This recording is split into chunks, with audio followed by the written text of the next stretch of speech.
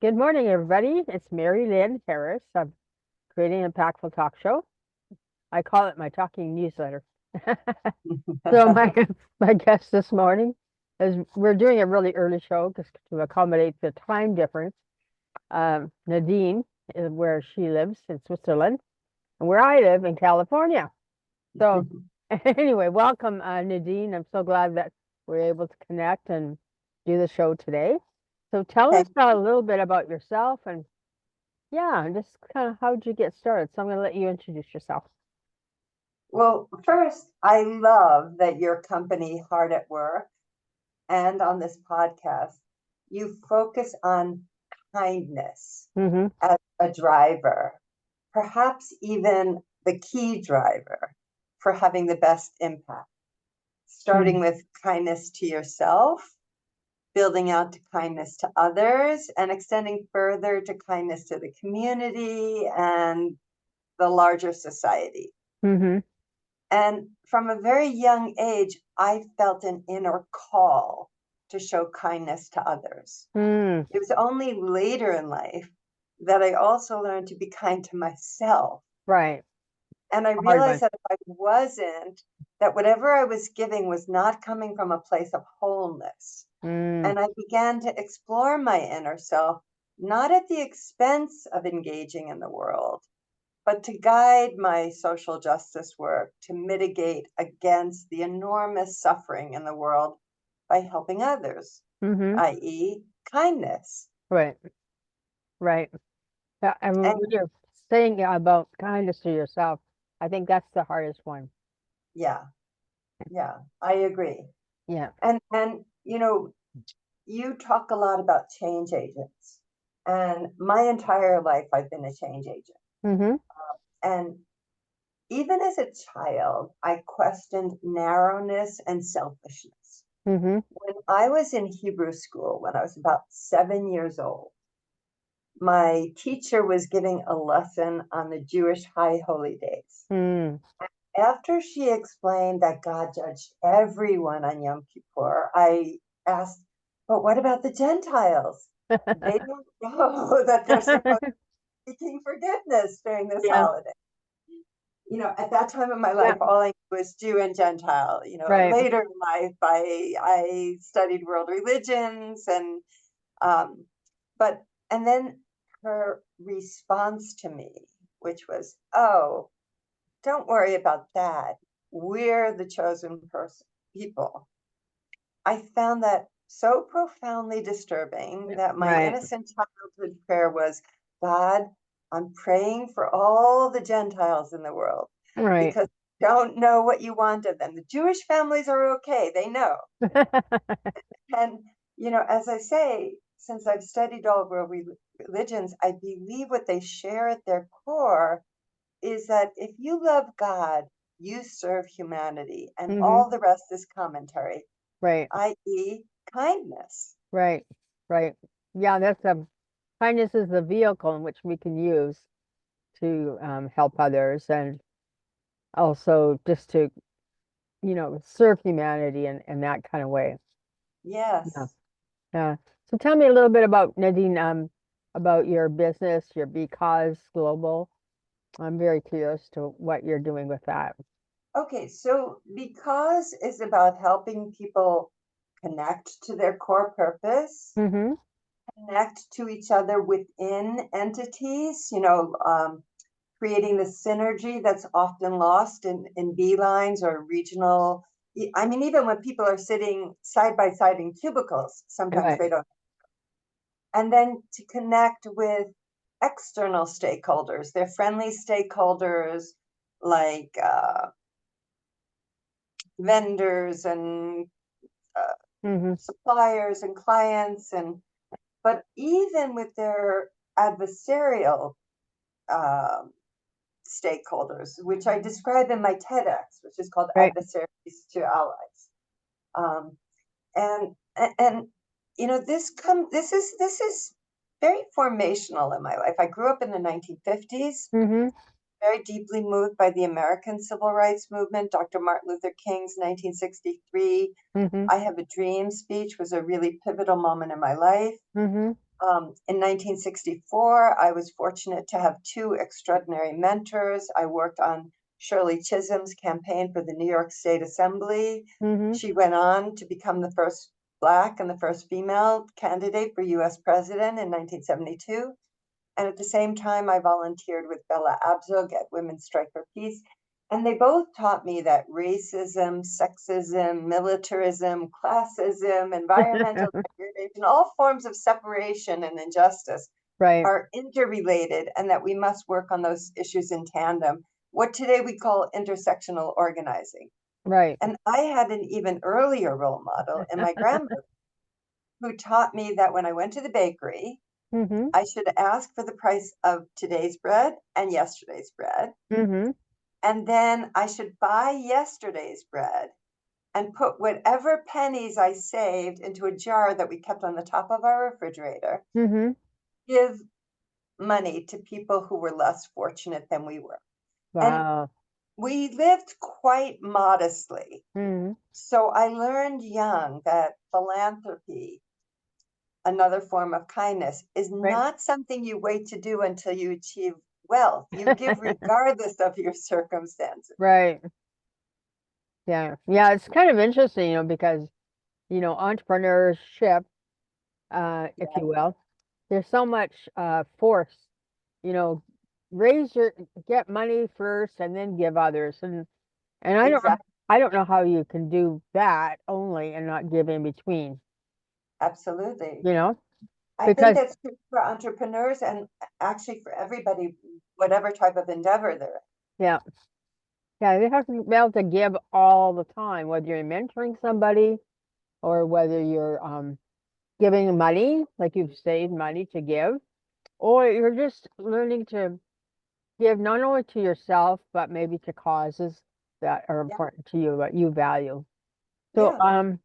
I'm kind of opposed to the people that say, make your millions now and then give later. Right. Well, it's interesting because about a decade ago, when I was like at retirement age, um, I'd have many people say things to me like, oh, in the 1960s, I was really active.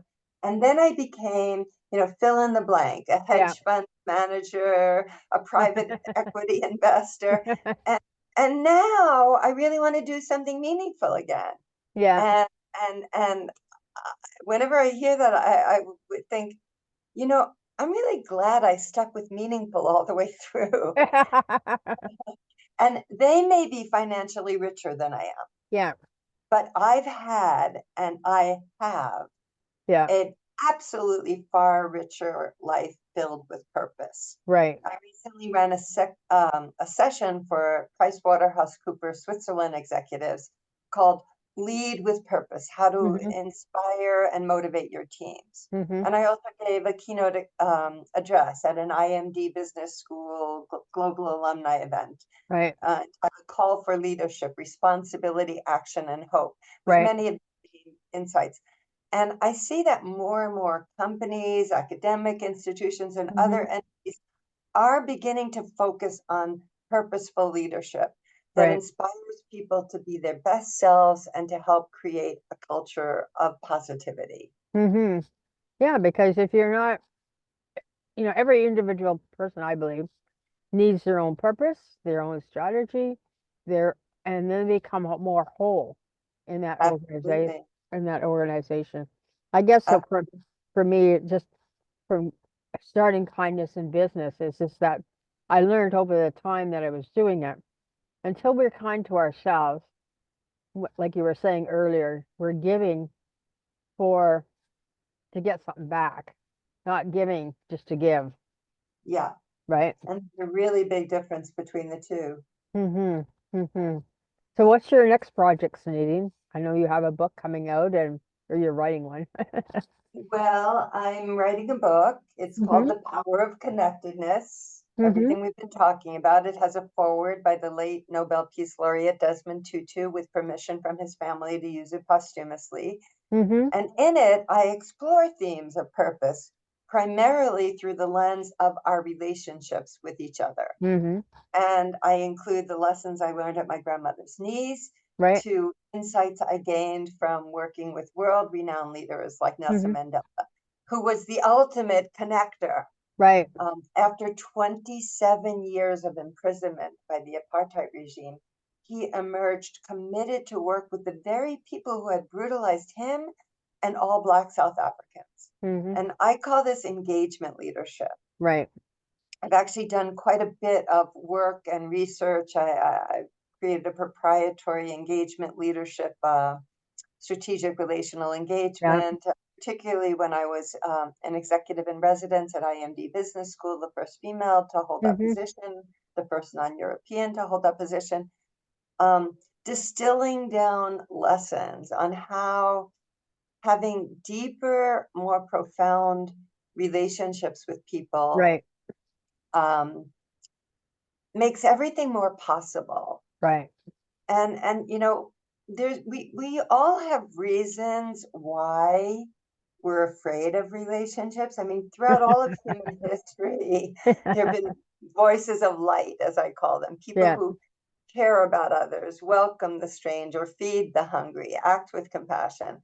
But simultaneously, there's always been voices of dark, people who fearmonger, fomenting territorial us versus them hatred, at Right. the least demeaning the other, and at the worst destroying them. Hmm. And I believe to be a counterforce to those who promulgate darkness and otherness. Hmm. It's vital for me to be a voice of light Right. and to amplify the voice of anyone who's kind to others, like yourself. Hmm. And not only on a broader societal scale, as you mentioned, Hmm. but in all our encounters, whether they be familial, in our workplace, or Hmm. anywhere else. I write, I teach, I speak about how anyone can be a force for good in whatever sphere they operate. For example, if someone has a boss, if you have a boss who doesn't value the talents and skills and contributions of his or her team members, you can set an example by recognizing, validating, and supporting them. Hmm. Because I believe that constructive change can come from the top down Hmm. or from the bottom up. Right. So whatever you do at any level, you Yeah. can contribute to making things better for others. Again, kindness. Right. Right. Exactly. Yeah. I remember an employee group really wanted to have me come in, and I said, well, you guys could start right where you are and build that up, right? Oh, no, no, we need our head chief, because I also believe like fish rot from head down, right? So the Yeah, same in an organization. But it was yeah. funny because years later, the company came to me and said, we want to buy your program, but we're not implementing it. We want, we want, we want to just tell people we have a program, but we're not going to use it. And I thought, what's the point of that? So that was always a big debate. Take the money and Yeah. run, Marilyn, or just say no. And I said, I can't take the money. I says, you have to implement it to be successful. Like you say, having an engaging and purposeful company and employees or leaders, Absolutely. right? And that's the reason why I also do a lot of work with Global Citizen Circle, having been a senior advisor to it for 40 of its 50 years. Yeah.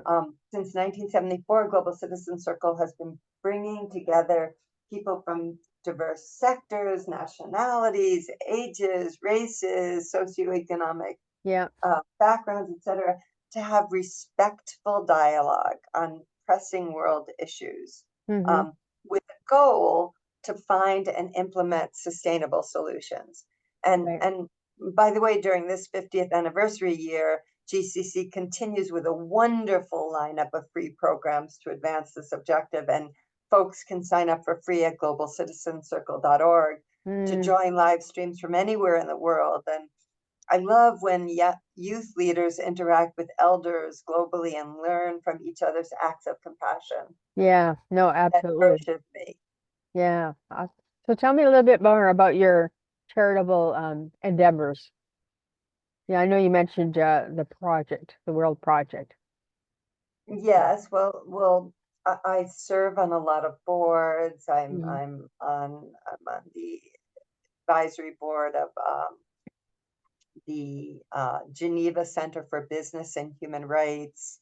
I'm on the advisory board of the Switzerland chapter of the Robert F. Kennedy Human Rights, which I've been involved with Right. since it was founded, right after RFK's assassination.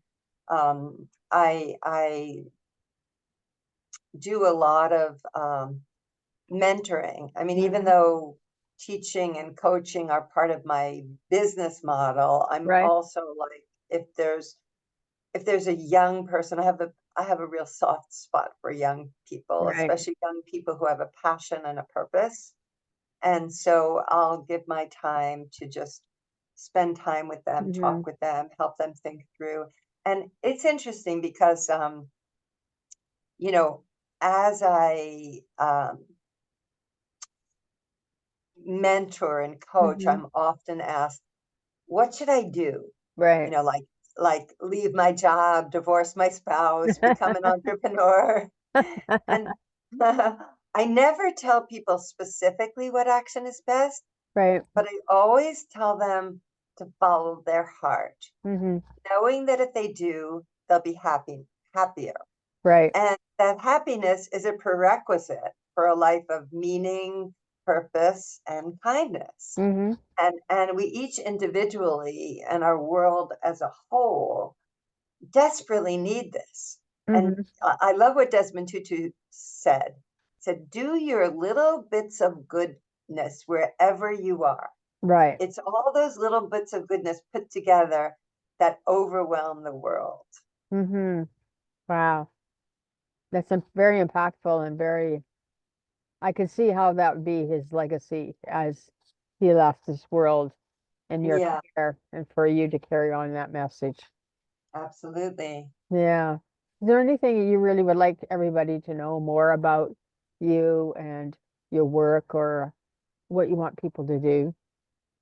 Well, I'd say that during my life, while I took many twists and turns, many of which were less positive than others, um, I believe it's the sum total of all these experiences, even the most painful ones, that make me the multifaceted, compassionate person that I am. So I'm grateful for my life lessons, even those that I might have avoided had I made wiser time, because often my darkest experiences Right. taught me that trying to love myself and trying to love others is the most important effort in my life. Absolutely. And you know, at one point when you and I had a separate conversation, you asked me if there was anything I might have asked myself when I, first got started. And I wished I'd asked myself, what will make me feel nourished and fulfilled? Because as I said earlier, it took a while to put myself into my kindness equation. Right. There's a reason why airline stewardesses say, put your own oxygen mask on before you try to help anybody else. Right. The lesson that I have to constantly remind myself of repeatedly, because I've learned that if I'm pushing forward on an empty tank, I'm not bringing my best self forward. Right. And I also know that when I show up grounded in a healthy state of fully integrating and owning all the parts of myself, the good, the bad, and the ugly, Yeah. I increase the likelihood of giving others the opportunity of Right. showing up in that same embodied whole self. And I offer an invitation for them to be authentically present with their full selves. And I believe that owning even our shadow sides, those that we may not be the proudest of, Right. is key to healing ourselves, which is key to healing others. Right. Right. It's also giving space for somebody else to heal themselves when we Exactly. give our space to heal ourselves. Right. Yeah. Totally. Totally. So I'm so glad we have this conversation. I wish we could keep going on. So tell us a little bit about your book, or if you want to talk about it now, or are you still writing it, I think, aren't you? I'm still writing it. Yeah. It turned out that it's taking me longer than I anticipated. Yeah. Because when I began, I really thought that I was going to just write a how-to book, Yeah. based on all these lessons that I had learned. Like, okay, here's why it's important to have deep relationships. Here are the challenges. Here's, what gets in between. Mm-hmm. Here's what you can do to overcome those challenges. And then as I began to write, I thought, okay, everything that I've just said about bringing your whole self Mm-hmm. into anything, that I had to walk the talk. I've been a firm believer in walking the talk Yeah. my whole, Yeah. and that if I was going to walk the talk, then I had to make myself more vulnerable Mm-hmm. and share more about my messy life.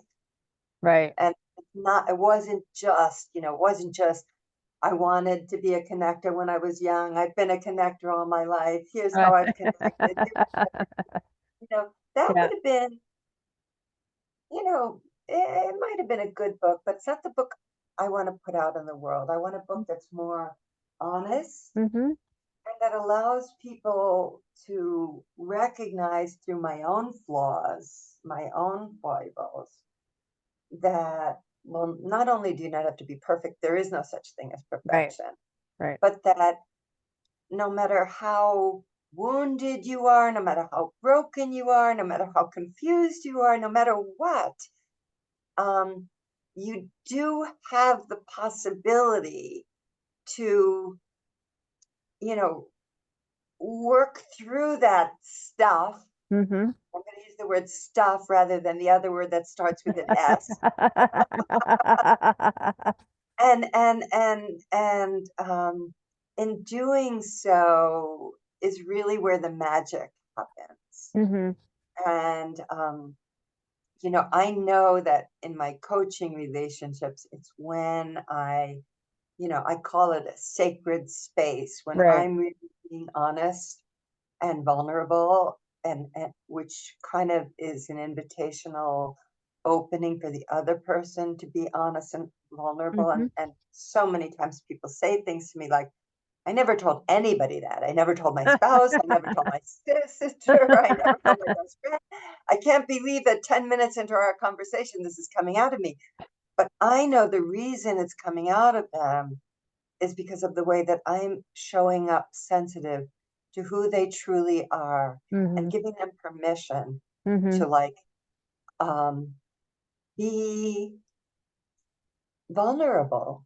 And Mm-hmm. there's a reason why Brene Brown's TEDx on vulnerability has like over 57 million viewers. Mm-hmm.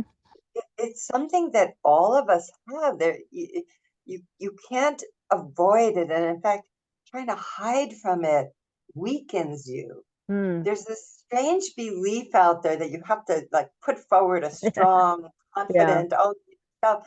But in fact, you're your strongest when you're willing to let people see your weaknesses. I have Right. found. Or the weakness to call for help and say, I need help. Absolutely. And by the way, I'm glad you bring that up because that's a lesson that I'm still teaching myself. Yeah. It's Yeah. still hard for me to ask for help, even though I'm surrounded Right. by family and friends who love me and would go out of their way to do anything for me. I forget that, we Mm-hmm. can all get trapped into our own kind of cocoons of fear or whatever it is Yeah. that stops us. The embarrassment of The asking for embarrassment, yeah, help. the embarrassment. Like I should know how to do this. No, I don't know how to do everything. Right. In fact, just recently, I saw something that a granddaughter of mine posted on Instagram, and I commented, and I just my comment was, I wish that I was as wise as you are now when I was your age. I'm sure she was very proud and felt very encouraged by you in that moment. Just that you were just able to say, hey, keep going, kid. You're doing a great Yeah, job. Yeah. yeah, yeah. Yeah. That's so cool. Yeah, I know. It's just like vulnerability. Some days I can't even say the word. So you know that I'm in trouble. Well, Yeah. to be honest, we're all like that. We Hmm. all have our ups and downs. As I said earlier, it's never a linear line of progress. Our Right. lives are dips and valleys and peaks and 5 steps forward and 10 steps back. And we Yeah. all have our moments where something hooks us, you know, and brings us into a less developed state than we might, have the capacity to be now. And Yeah. and that's human. And being able to accept that and honor that Mm, and not feel defeated by that is a very important lesson for us all to just, as I say, iteratively remind ourselves, because it's not like you learn a lesson once and, oh, now I've got that one. yeah. You learn it, you forget it. You Yeah. learn it. In psychology, there's even a term called working through, which is Okay. exactly that you learn the same message over and over and over until it gets more deeply and deeply embedded in you, and Mm, you understand it on a broader consciousness in a deeper way, and you integrate it in not just on a cognitive level, but like in your viscera, you right. know. Yeah. I think it's interesting how people go through their life, like you're saying, some of us keep going, bzz, and then there's other times that we have to stop and take a look. Okay, what am I doing now? What's not working? Why is it not working? And investigate that, and then and Absolutely. then move on or move forward, as you would Right. say, move through. Right. Yeah. Investigation, self-investigation with a focus on compassion and empathy. I really share your goal to make a meaningful difference in people's lives and to contribute to a more compassionate world Right. through that. When you ask me about my work, I could list off for you, Mm, and there's a list, and it's all true. yeah. I'm very proud of it. Right. Um, I held a senior undersecretary general level position at the United Nations. I worked at a very senior level in state and federal government. I'm the CEO of a company. I Right. was the first female executive in residence at the world's leading executive education business school. I could go on and on, and it's all true, and I'm Right. very proud of it. But to be honest, I'm prouder of being willing, able to say, I'm as messed up as the rest of everybody, and I do great things, I do stupid things. Sometimes I'm really, yeah, emotionally smart, other times I'm really emotionally closed. Right. It, it, I think it's important for people to know that successful entrepreneurs, successful business people like myself Yeah. are not just, like statues to Yeah. be idolized, and, Yeah. but that we're human. And in fact, I find that the difference between highly competent um, executives and great leaders, and there's a big difference, Yeah. is the degree of self-awareness, Mm. degree to which that person is willing to honestly look at themselves Mm-hmm. and and make themselves open to others seeing their whole self. That the self-awareness is such an important distinguisher between tremendous competency or great leadership. Right. Yeah. As you're just saying that, I'm thinking, uh, the awareness of self. Until we're aware of ourselves, once again, being kinder to ourselves, it's really hard for other people want to even work with you because Yeah, they don't know what they're going to get. exactly. But, Exactly. it also gives other people permission to do so as well. So Exactly. if we live our whole lives whole, that means the good has to come with the bad, or the Yeah, uncomfortable, I will say, not necessarily bad, but the right, uncomfortableness of parts of our life that we don't want to share or are embarrassed to share or don't want to do. But that's just part of life. This is like, what do we learn from that and move on? right. And that's why it's taking me longer to write the book than I thought it would, Yeah, because I'm trying really hard to be honest yeah, and put down on paper the whole truth, the unvarnished truth. right, Again, as I've been reminded many times, it's ultimately my decision how much of it I publish. right. Unless I put it down on paper, it will hang over me like a shadow. Like I'm hiding. I'm just letting you see the persona, Nadine, that the Yeah. world has seen, this accomplished woman whose wall is full of trophies and pictures with people. And and that's a part of Nadine. That's a real part, Right, but it's just a part. right. There's so many parts. We're all so multifaceted. Yeah. And it's in the embracing of the wholeness that I think wonderful, as I say, magic, sacred things can happen, and that's my goal. Mm-hmm. I don't just want to put out another leadership book. I mean, there's a million, gazillion of them. Who's leadership Yeah. book? But my story, my unique story, with all my shortcomings and the ways that I've overcome them or tried to overcome them Hmm. or have failed to overcome them Right. will I hope will resonate on a deeper level and touch people and Hmm. let them know that they're capable of greatness no matter what has happened to them, no matter how, what insecurities they still harbor. Hmm. Um, Yeah, it's just about becoming a whole, yeah, right? that's it. All those trophies and everything, Yeah. you had trials and tribulations getting them. True. But if I take my body of work in the world, Hmm. which is substantial, and as I say, I'm proud, and my body of work of internal Hmm. discovery, this was the harder work, Yeah. the internal work, and this is the work I'm more proud of. Right. Right. More trials and tribulations facing myself honestly than I did in achieving, tremendous successes that garnered me all kinds of, front page cover stories on magazines and Yeah. in Forbes and other, well-respected places. Like, yeah, that's all great. I'm not disparaging it. Yeah. I'm No. proud of it.